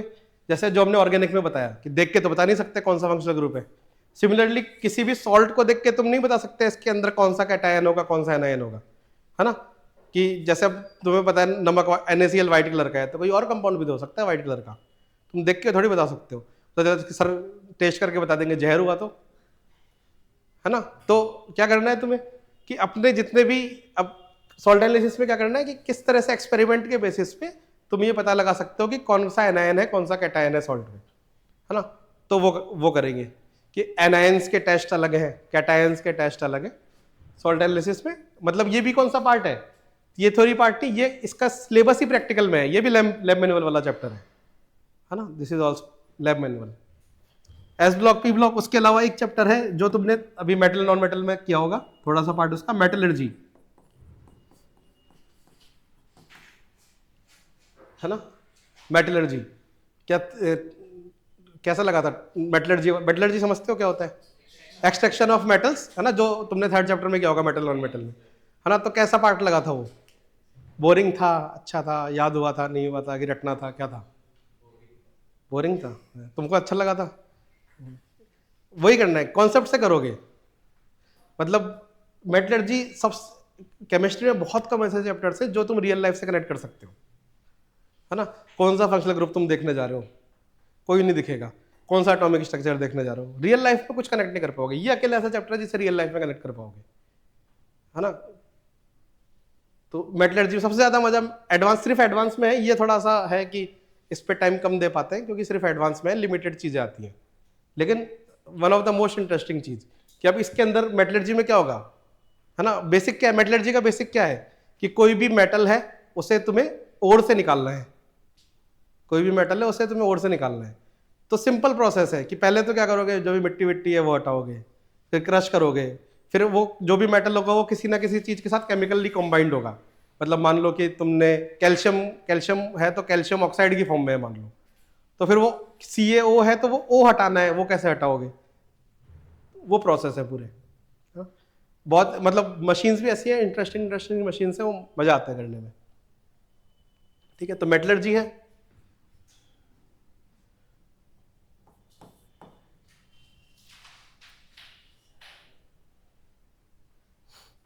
ना। और लास्ट फाइनल चैप्टर ये तो ऐसे ही है, इन्वायरमेंटल केमिस्ट्री।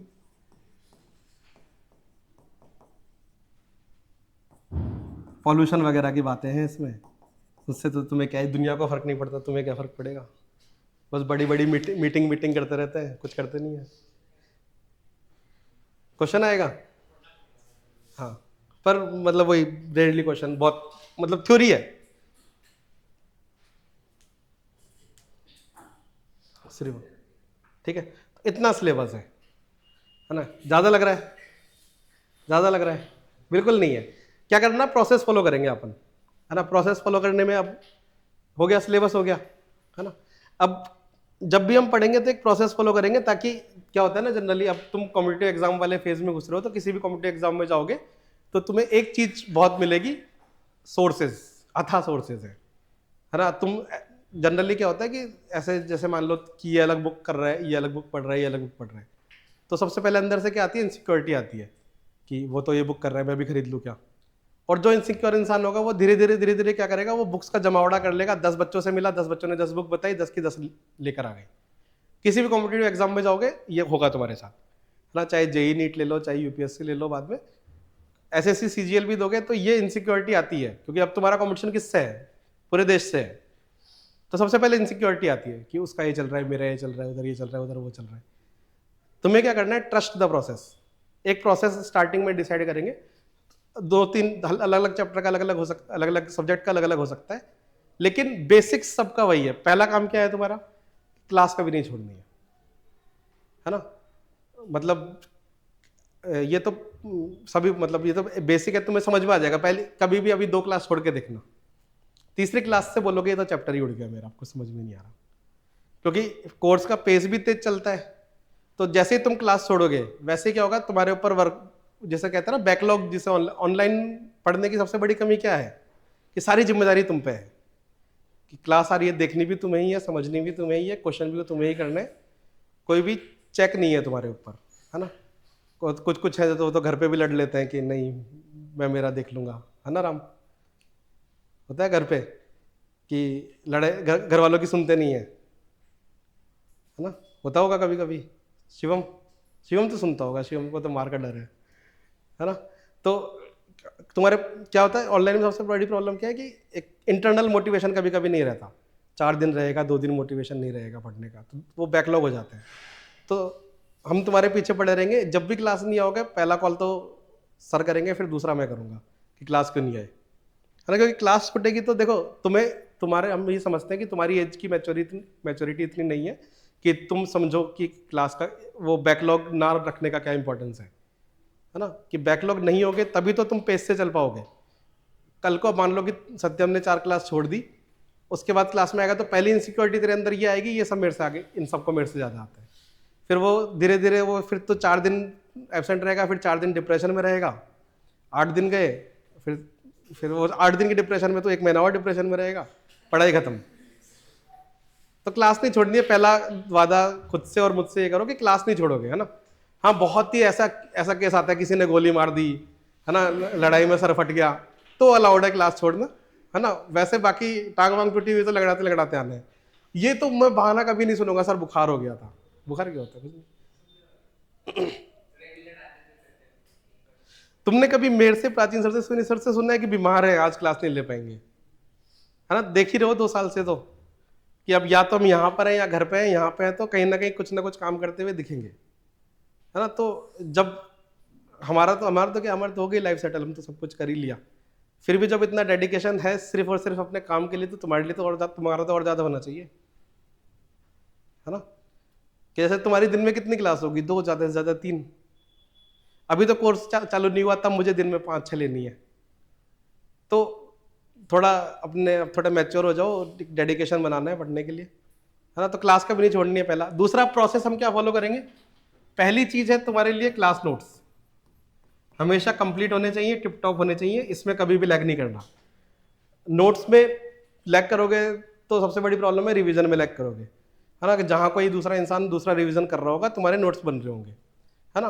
तो बाकी सब्जेक्ट्स में क्या फॉलो होता है पता नहीं, लेकिन मेरे सब्जेक्ट्स में हैंड्स डायरेक्ट फेयर में बनेंगे नोट्स, डायरेक्ट फेयर में बनाने हैं। वो रफ से फेयर वाला मतलब पहले रफ में लिखना बाद में फेयर में लिखने में, हाँ ये थॉट प्रोसेस जाता है कि पढ़ने वापस बच्चा घर पे जाके करेगा तो रिवाइज हो जाएगा, रफ से जब फेयर में लिखेगा तो रिवाइज हो जाएगा।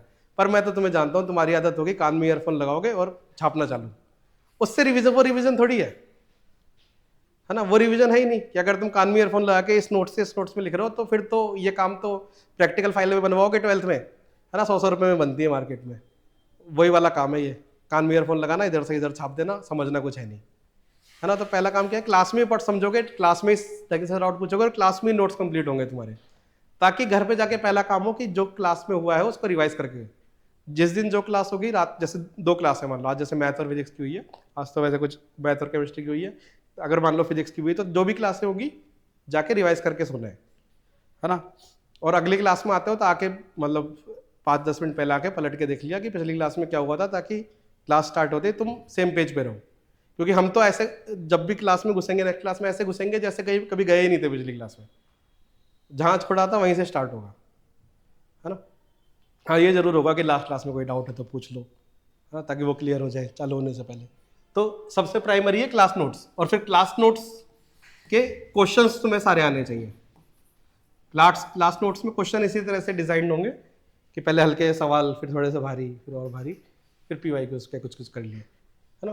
तो नोट्स और क्वेश्चंस, ठीक है। इसके अलावा अगर कोई डीपीपी मिलती है तो वो करनी है ना? डीपीपी मिलेगी, या फिर ऑर्गेनिक में जनरली मैं ये करता हूँ कि क्लास के एंड में बहुत सारे क्वेश्चन लिखा के चला जाता हूँ कि अगली क्लास में डिस्कस करेंगे।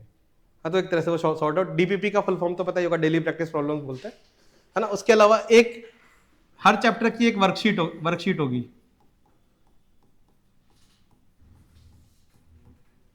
है ना? जैसे जो मॉड्यूल के पीछे क्वेश्चंस होते हैं, मैं अपना मॉड्यूल्स वाला सिस्टम खत्म कर रहा हूँ, है ना? मैं वर्कशीट दूंगा, सिर्फ क्लास नोट्स, है ना, डीपीपी और वर्कशीट में लेवल वाइज लेवल क्वेश्चन है कि लेवल 1, लेवल 2, जैसे मॉड्यूल में पीछे देखोगे तो उसमें होता है कि लेवल 1 मतलब आसान क्वेश्चन, कॉन्फिडेंस बिल्डअप कर लो इस चैप्टर में अपना। जैसे लेवल 1 हो गया, लेवल 2, अब धीरे धीरे तुम उस लेवल पे जा रहे हो जो तुमसे एग्जाम में पूछे जाएंगे। लेवल 2 कर लिया है ना, वर्कशीट में क्या मिलेगा तुम्हें, लेवल 1, लेवल 2, फिर इसके बाद में पीवाईक्यूज पे होगा। पीवाईक्यूज में एक एक्सरसाइज होगी मेंस के पीवाईक्यूज, और जिसे पहले कहते थे AIEEE, और उसके बाद में मतलब ये मेंस नाम रख के एक तो प्रॉब्लम हो गई। पहले हम क्या होता था जब हम पढ़ते थे तो 2 पेपर थे, मेंस और IIT JEE, है ना। तो अब हमें इन दोनों में इतना डिफरेंस मानते थे कि इसी के लिए प्रिपेयर करना है, ये तो हम ऐसा समझते हैं इसको नहीं देना है, देंगे नहीं देंगे बाद में सोचेंगे, इतना घटिया लेवल मानते थे इसका। और मतलब इतना भी नहीं था पर हम मानते थे क्योंकि पढ़ाई में थोड़े ठीक ठाक थे। और इसके अलावा फिर स्टेट इंजीनियरिंग के होते थे, जैसे RPET था मेरे मैं राजस्थान का होता, राजस्थान प्री इंजीनियरिंग टेस्ट, ये तो दिया भी नहीं था। जो आजकल वो स्टेट वाले एग्जाम होते हैं इंजीनियरिंग के, उनके कॉलेजेस का लेवल वही है कि कोई फायदा नहीं है उनके। एक दो अच्छे कॉलेजेस हैं, जैसे यूपी में HBTI कानपुर है, बिहार में तो कोई भी कॉलेज नहीं है स्टेट का अच्छा, है ना। तो ये वाले देने भी नहीं है। तो पहले हम क्या करते थे, पहले हमारा टारगेट ही ये होता था तो इसको तो भाव ही नहीं देते थे। अब तुम्हारे साथ क्या प्रॉब्लम है, तुम क्या करते हो कि तुम्हारा टारगेट पहले ये होता है कि ये हो जाएगा तो ये करेंगे, ये नहीं सोचना है। तुम्हारा टारगेट ये नहीं है, तो तुम्हारा टारगेट हमेशा ये होना चाहिए, है ना। तुम्हारा अगर होगा क्या तुम कि इसको टारगेट बनाओगे तो कहीं ना कहीं अगर तुम उस ढंग से फॉलो कर गए, 2 साल तक बढ़िया से पढ़ गए, तो ये रहेगा तुम्हारा टारगेट हमेशा। तुम बीच में लेग वेग कर गए तो तुम खुद ही अपने आप के अंदर मन में सोच लोगे कि एडवांस तो नहीं हो रहा, अब तो मेंस पे फोकस करता हूँ, है ना। वो कभी नहीं आना चाहिए। वो आ गया तो तुम वैसे ही तुम्हारा टारगेट ये हो जाएगा और लैंड कहाँ करोगे, यहाँ पे, है ना। तो ये प्रॉब्लम होगी। तो तुम्हारा टारगेट हमेशा ही होना चाहिए, एडवांस ही निकालना है ना। और फिर कुछ टाइम बाद हमें जिसे दिखेगा कि जिसका ये लेवल चल रहा है उसका ये लेवल चलाएंगे, बैच अलग कर देंगे, और जिसका ये लेवल चल रहा है उसका ये लेवल चलाएंगे। ये तुम्हारे ऊपर है कि तुम्हें इस लेवल में रहना है कि तुम्हें इस लेवल में रहना है, ठीक है। तो नोट्स करोगे, वर्कशीट करोगे, वर्कशीट में ये डिफाइंड है। फिर उसके बाद कुछ रेफरेंस बुक मैं तुम्हें बता रहा हूँ। मतलब ये बुक्स मेरे टाइम होती तो बहुत अच्छा था, पर मैं जिनने ये बुक्स लिखी उन्हीं से मैं पढ़ रहा था, तो इतना कमी नहीं खली, लेकिन तुम्हें वो कमी ना खले। और दूसरा चीज़ कि तुम्हें ये चाहिए ना कि जैसे पहली प्रॉब्लम मैंने क्या होता है, इनसिक्योरिटी आ जाती है कि ये बुक करूँ, वो ये बुक कर रहा है, वो मेरा कोटा का दोस्त है वो ये बुक कर रहा है, वो गोरखपुर में गया वो ये बुक कर रहा है। तो इनसिक्योरिटी आती है। तो इनसिक्योरिटी से बचने का सबसे क्या तरीका है, एक तो तुम्हें पाथ पता है क्या करना है, और दूसरी चीज़ रेफरेंस बुक एक लिमिटेड कर लो। लिमिटेड रेफरेंस बुक से क्या मतलब है कि बुक्स जो स्पेसिफिकली इसी चैप्टर इसी एग्जाम के लिए बनी हो, कि कुछ बुकें जो सिर्फ जेई के लिए बनती है, कुछ बुकें जो नीट के लिए, कुछ बुकें जो ग्रेजुएशन के लिए बनती है। जैसे जो तुम इरोडो वगैरह नाम सुनोगे फिजिक्स में, है ना, वो फॉरेन ऑथर्स की हैं, वो जेई के लिए नहीं बनी है, लेकिन वो फिजिक्स के लिए बनी है। किसी को फिजिक्स बहुत अच्छी करनी है, कॉन्सेप्ट बिल्ड करने है ना। जैसे HC वर्मा है, HC वर्मा भी कॉम्पिटिटिव एग्जाम्स के लिए नहीं बनी है, लेकिन उस पर कॉन्सेप्ट बिल्डिंग इतनी अच्छी तरीके से है कि वो काफ़ी एप्ट है IIT JEE के लिए, ना, HC वर्मा वगैरह। जैसे सिमिलरली केमिस्ट्री में तुम इतने नहीं सुनते हो, लेकिन है ना, मैं तुम्हें 3 बुक्स बता रहा हूँ। ये बुक्स एकदम एग्जॉस्टिव है कि अगर तुमने ये 3 बुक कर ली, है ना, तो अब जैसे मैंने टेंशन तुम्हें क्या दी, 21 चैप्टर है, 21, 22, 25, 26 जितने भी चैप्टर है ना। तुम्हारी टेंशन सॉल्व क्या कर रहा हूँ कि ये 3 बुक है, लाए भी हो दिखाने के लिए, है ना। ये 3 बुक है, इन 3 बुक को अगर तुमने कवर टू कवर सारे क्वेश्चन इनके 2-2, 3-3 बार कर लिए, तो तुम्हारे केमिस्ट्री में 70-80% नंबर कोई नहीं रुक रहा, है ना। तुम्हें क्या चाहिए, मतलब एक तो मन की शांति मिले, वो पहला है ना, कि अगर तुमने इस बुक के सारे क्वेश्चंस कर लिए, इसका मतलब यह है कि तुमने हर टाइप ऑफ क्वेश्चंस पे अपनी महारत हासिल कर ली, है ना, तीनों सब्जेक्ट की है। अब रेफरेंस बुक क्या है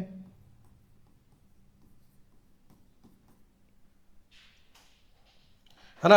इन्हीं बुक को हम करेंगे क्लासेस में, और इससे एक सेटिस्फेक्शन कम से कम मिल जाएगा कि हाँ, हमने ये चैप्टर कवर टू कवर एक एक टॉपिक पूरा कर लिया है, ये सेटिस्फेक्शन मिलेगा।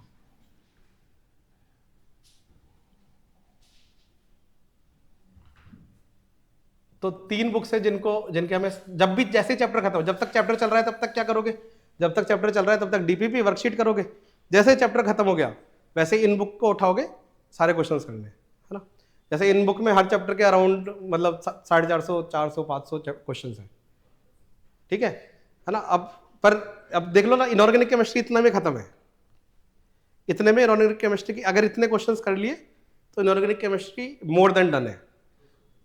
तुम अगर, हाँ 2 साल की है, 1 साल की नहीं है, 2 साल की है। अगर तुमने इतने क्वेश्चन कर लिए इसका मतलब क्या है? इसका मतलब ये है कि तुमने हर तरह का क्वेश्चन कर लिया है जो एडवांस में आ सकता है। मेंस की बात नहीं कर रहा, एडवांस की बात कर रहा हूँ। मेंस से तो इसमें भी लेवल 1 लेवल 2 करके है, तो इसका लेवल 1 तुमने कर लिया मतलब मेंस के लिए तुम तैयार हो। इसका लेवल 2 कर लिया, इसका मतलब तुम एडवांस के लिए तैयार हो, है ना? ऐसा इसमें भी कैटेगराइज्ड। और ये बुक स्पेसिफिकली उन टीचर्स की है जो सालों से जेई पढ़ा रहे हैं, है ना, जिनसे मैं पढ़ा था जब मैं था, मतलब मैं बंसल क्लासेस में, मैं वाइब्रेंट क्लासेस में पढ़ा हूँ, तो उन्हीं टीचर्स की। और इस समय अगर मैं कहीं, मतलब जो सबसे सीनियर मोस्ट टीचर हैं जेई की तैयारी कराने के लिए, उनकी बुक्स हैं ये। तो इनको मैं, मतलब वैसे तो मैंने करी हुई भी है, तो विदाउट एनी क्वेश्चन फॉलो करता हूँ, क्योंकि ये वो है जो सबसे ज़्यादा एक्सपीरियंस लोग हैं, है ना। 3 बुक्स हैं।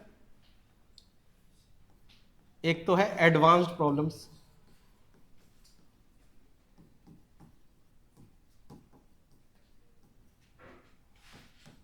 इन ऑर्गेनिक केमिस्ट्री, ये बुक्स के नाम लिख लेना ना। और जब तक कोर्स स्टार्ट हो, मतलब 1-1.5 महीने के अंदर अंदर ऑर्डर कर लेना। पहले फिजिकल, अगर पैसे का थोड़ा इशू है तो पहले फिजिकल केमिस्ट्री कर लेना, और या पहले ऑर्गेनिक की कर लेना। पहले हम वैसे जनरली ऑर्गेनिक स्टार्ट करते, तुमको चॉइस देता हूँ मैं हमेशा कि ऑर्गेनिक पहले करेगी फिजिकल, क्योंकि ऑर्गेनिक सबसे पहले क्यों चालू करा होता है, क्योंकि अभी जस्ट वो 4th चैप्टर पढ़ा है, तो थोड़ा सा उसी को थोड़ा और बिल्डअप करते हैं तो मजा आता है कि अच्छा पहले उस समय इतना सही पढ़ा था, अभी और उसको एक्सपेंड कर रहे हैं ना। तो advance problems in organic chemistry, और इसके ऑथर हैं MS चौहान, है ना। इन्हीं बुक्स को करेंगे कवर टू कवर। कहाँ गई, है ना, ये है, ठीक है। ये भी ज़्यादा बड़ी नहीं है, इतनी है। और अब ये मतलब इतना, अगर इतनी बुक कर रहे हो, अगर तुम जैसे मान लो, जैसे मॉड्यूल्स, ये अगर मैं तुम्हारे आगे सिर्फ मॉड्यूल्स रख दूँ ना अभ्यास के, तो मॉड्यूल्स इतने हो जाएंगे। तो वो पहले तो वो देख के डर लगता है कि इतने सारे मॉड्यूल करने हैं। मॉड्यूल नहीं करना है, मॉड्यूल के पीछे के क्वेश्चंस करने हैं, है ना। क्वेश्चंस, अभी तक 10th तक तुम क्या करते थे, बुक पढ़ने पे ध्यान देते थे कि बुक बार बार चैप्टर पढ़ो। 11th-12th में तुम्हें क्वेश्चंस पे ध्यान देना है। क्वेश्चंस से तुम क्या सीखते हो कि एट द एंड तुम्हें एग्जाम में क्वेश्चन करना है, तो प्रैक्टिस भी किसकी करोगे, क्वेश्चंस की। और जो भी क्वेश्चन नहीं होता, मान लो कोई क्वेश्चन नहीं हुआ, तो ऐसा नहीं है कि क्वेश्चन देखा सॉल्यूशन देखा हाँ हो गया, वो तो सॉल्यूशन से हुआ ना, तुमसे थोड़ी हुआ। क्वेश्चन देख के पहला काम है उस क्वेश्चन को सॉल्व करना, इनफ उस पर मेहनत लगाना, है ना। फिर तुम्हें लगता है कि नहीं हुआ तो सॉल्यूशन देखना, और फिर सॉल्यूशन देख के करना। या फिर तुमने खुद ने किया तो मान लो तुम्हारा आंसर ए आया, फिर पीछे पलट के देखा है, पीछे आंसर ए था, क्या पीछे वाला सॉल्यूशन और तुम्हारा वाला सॉल्यूशन सेम है? सेम है। नहीं सेम है, क्या उसने अलग अलग तरीके मेथड से किया हुआ है, तो वो मेथड देखो, है ना। ये प्रोसेस है हर एक क्वेश्चन का, कि मान लो तुमने टाइमर लगा के बैठे, एक घंटे में तुमने 20 क्वेश्चन किए, 20 क्वेश्चन हो गए। फिर अब उन 20 को, ऐसा नहीं है हो गए तो हो गए, पिछले कुछ बच्चे ऐसे होते हैं कि जैसे था एक, वो क्या करता था कि मेरा बी आ गया मतलब बी ही आंसर है, पलट के भी नहीं देखा क्या होगा आंसर, हाँ। तो ये नहीं करना है ना, भगवान थोड़ी हो। तुम्हारा जो आंसर आया पीछे से मैच करना है, सोल्यूशन मैच करना है, सब कुछ मैच कर गया, खुश हो जाना है। नहीं हुआ कोई बात नहीं, चाहे उसका सोल्यूशन उसको देखना है। सोल्यूशन नहीं समझ में आता, हमसे पूछना है ना। डाउट्स आते हैं, हमसे पूछना है ना। तो advance problems in organic chemistry by MS Chauhan. Similarly, अच्छा ये फॉर जेई भी है, नीट की भी अलग आती है, गलती से नीट की मत मंगा लेना, नहीं तो ब्रांच चेंज करनी पड़ जाएगी, ठीक है। फिर ऐसे ही सिमिलरली है इनऑर्गेनिक केमिस्ट्री,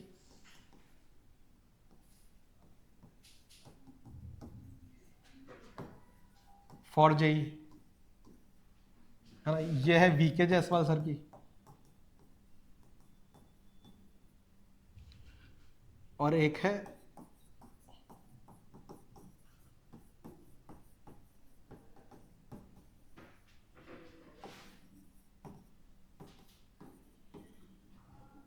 है ना, ये दोनों का नाम वही है, problems in inorganic chemistry, problems in physical chemistry. Narendra Awasthi sir,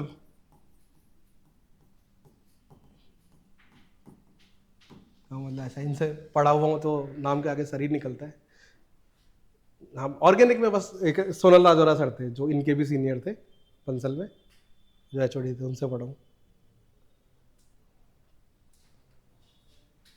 ठीक है, तो ये बुक करनी है, ये तीनों एक ही पब्लिकेशन की है, श्री बालाजी पब्लिकेशंस। ठीक है, तो अब तो मैं अगर दिखाऊं तो बस ये हैं 3 बुक्स, इतना कर लिया और केमिस्ट्री डन है ना। तो वो 25-26 चैप्टर्स पे ध्यान नहीं देना है, उन नोट्स से नोट्स करेंगे, है ना, नोट्स से कॉन्सेप्ट बिल्डअप करेंगे, डीपीपी करेंगे, वर्कशीट करेंगे, और ये सब होने के बाद इस पे आ जाएंगे, और ये हो गया मतलब सेटिस्फाई हो जाना है कि मेरा चैप्टर हो गया। जब तुमसे डीपीपी ना हो रही हो, या फिर मतलब ऐसा हो गया हो कि जैसे तुम्हें चाहिए कि जब मजा आने लगता है ना कि मैंने एनसीईआरटी कब पढ़ी है, ये सब करने के बाद मैंने एनसीईआरटी पढ़ी है ना, कि देखूँ तो इसमें जब जब क्या लिखा हुआ है, या फिर अभी जब कुछ कुछ चैप्टर्स की अभी पढ़ी, जब एनटीए वगैरह इन्हें थोड़ा दे दिया कि एग्जाम्पल से देने हैं, तो मैंने उनको पढ़ के रियलाइज किया कि मतलब जैसे बच्चे को नहीं समझाते, ऑर्गेनिक की बात नहीं कर रहा, ऑर्गेनिक में क्योंकि बहुत वास्ट है ऑर्गेनिक, तो उसमें इतना डीपली नहीं समझाया हुआ, लेकिन जब तुम ऐसे चैप्टर्स पे जाते हो जहाँ पे कॉन्सेप्ट्स हैं, जैसे फिजिकल केमिस्ट्री के जितने भी चैप्टर्स हैं, है ना, कि एटॉमिक स्ट्रक्चर ऐसा क्यों है ना, कैसे एटॉमिक स्ट्रक्चर बिल्डअप हुआ हिस्ट्री वाइज, हाँ, तो वो सबसे अच्छा है। फिजिकल केमिस्ट्री में अगर कभी भी किसी भी चैप्टर में डाउट हो तो अगर तुम एनसीईआरटी पे जाते हो तो तुम्हारे सारे डाउट सॉल्व कर देगा, है ना। इनऑर्गेनिक केमिस्ट्री में भी हाँ कुछ कुछ चैप्टर्स है जिसमें जैसे पीरियोडिक टेबल काफ़ी ठीक ठाक दिया हुआ है, उसके अलावा वाले भी चैप्टर्स भी ठीक ठाक दिए, तो इनऑर्गेनिक और फिजिकल के लिए तुम बिल्कुल एनसीईआरटी फॉलो कर सकते हो। ऑर्गेनिक में थोड़ा सा इशू हो जाता है क्योंकि उनमें इतना एक्सप्लेनेटरी नहीं है, पर एनसीईआरटी रखनी है ना। जैसे कभी कभी बीच बीच में मैं दूंगा कि ये चैप्टर पढ़ लेना एनसीईआरटी से, हाँ, तो थोड़ा कॉन्सेप्ट बेटर हो जाते हैं उससे। अब मैं अगर पढ़ाने से पहले एनसीईआरटी दे दूंगा तो फिर वो बुक समझ में नहीं आएगी, क्योंकि उसमें टर्म्स होती है जो केमिस्ट्री स्पेसिफिक टर्म्स है, वो समझ में नहीं आती, है ना। तो जब मैं पढ़ा दूंगा उसके बाद दिया करूंगा उसको। और दूसरा 12th में थोड़ा पढ़ना भी पड़ेगा क्योंकि 12th में बोर्ड्स है, तो और 12th के बोर्ड्स का ऐसा है कि जो भी बुक के क्वेश्चन है एग्जैक्टली उठ के वही बोर्ड्स में आते हैं, तो वो भी करने पड़ेंगे ना 12th में एनसीईआरटी के क्वेश्चंस, क्योंकि बोर्ड भी तो देना है। ठीक है, तो डन। और कुछ डाउट्स वगैरह है ना, तो हाँ,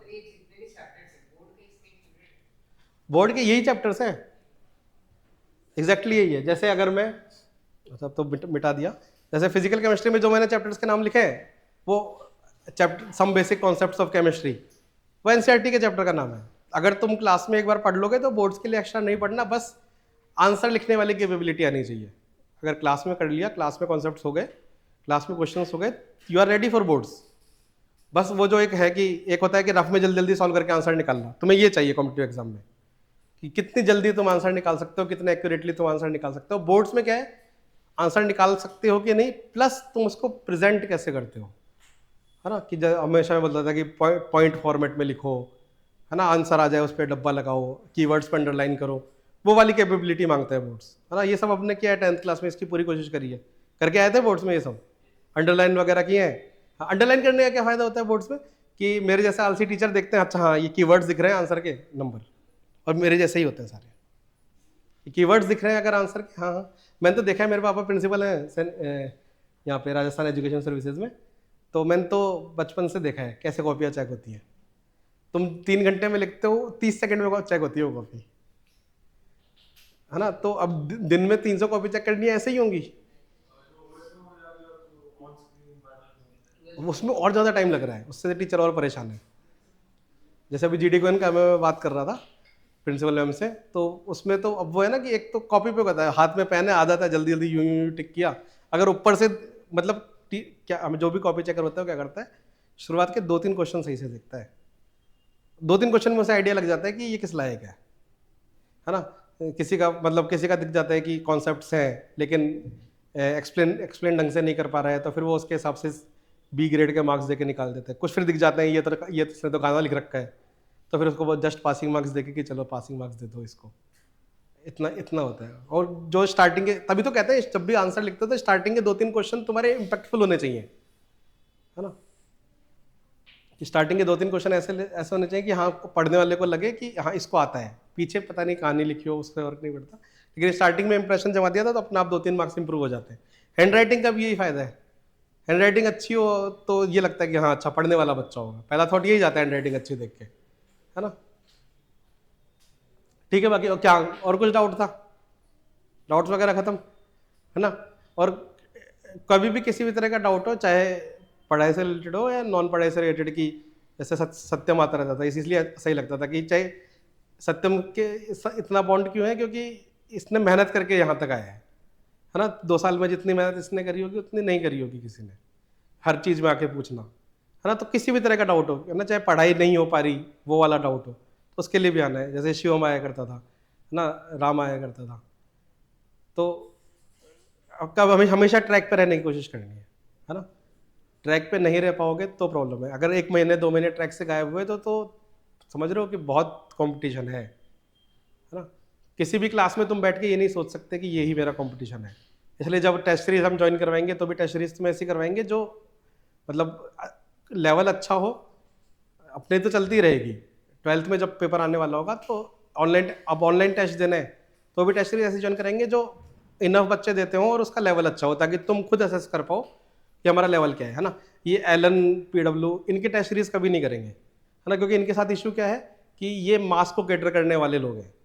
मास को कैटर करने वाले मतलब कि इनको 1 लाख 2 लाख 3 लाख बच्चे पढ़ाने हैं, है ना। तो अगर ये सही लेवल का पेपर बनाने लग जाए जो एक्चुअली मेंस का लेवल होता है, हाँ, तो क्या होगा कि बच्चों के अंदर डिससेटिस्फेक्शन आ जाएगा कि हमारा मेंस नहीं निकल रहा, हमारा जेई नहीं हो रहा। और फिर उसकी और इतना वो नहीं चाहते, क्योंकि एक तरह से जब भी बिजनेस होता है, कोई बिजनेस का पहला रूल है कस्टमर सेटिस्फेक्शन। सुना होगा ना, जो भी धंधे में होगा सुना होगा कस्टमर भगवान होता है। तो पहला काम क्या है? Customer satisfaction.